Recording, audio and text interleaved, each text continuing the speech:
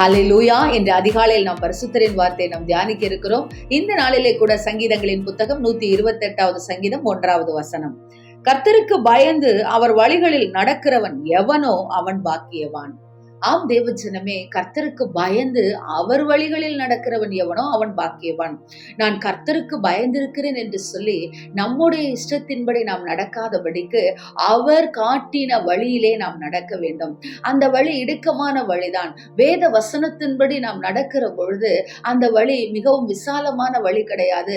வேதனையும் கஷ்டங்களும் சுயத்தை சாகடிக்கிற காரியங்களான அந்த வழியில் நாம் செல்லும் பொழுதுதான் நாம் பாக்கியவானாய் இருக்கிறோம்.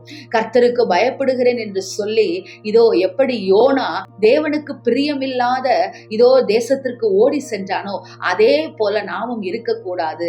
ஆம் தேவஜனமே, கர்த்தருக்கு பயந்து நடக்கிறேன் என்று சொல்லி இதோ தேவனை விட்டு மறுதலித்து செல்லாதபடிக்கு அவர் காட்டுகிற வழியில் நடக்கிறவன் தான் பாக்கியவான். எனவே தேவஜனமே, அவர் காட்டுகிற வழியிலே நீங்கள் நடவுங்கள். அவருடைய வெளிச்சத்திற்குள்ளாக நீங்கள் வாருங்கள். நீங்கள் பாக்கியவானாய் இருப்பீர்கள். மற்றவர்கள் உங்களை ஆசீர்வதிக்க தேவையில்லை. கர்த்தரே உங்களை ஆசீர்வதிக்கிறார். நீங்கள் பாக்கியவான் என்று சொல்லி அவருக்கு பயந்து அவர் வழிகளில் நடங்கள். நிச்சயம் கர்த்தர் உங்களை ஆசீர்வதிப்பார். ஆமென். ஸ்தோத்திரம். எங்களை நேசிக்கிற எங்கள் நல்ல தகப்பனே, இந்த நாளிலே நாங்கள் கேட்ட வார்த்தையின் பிரகாரமாக உமக்கு பயந்து உம்முடைய வழிகளில் நடக்கிறவர்களாக நாங்கள் இருக்க எங்களுக்கு கிருபை கொடுங்கப்பா.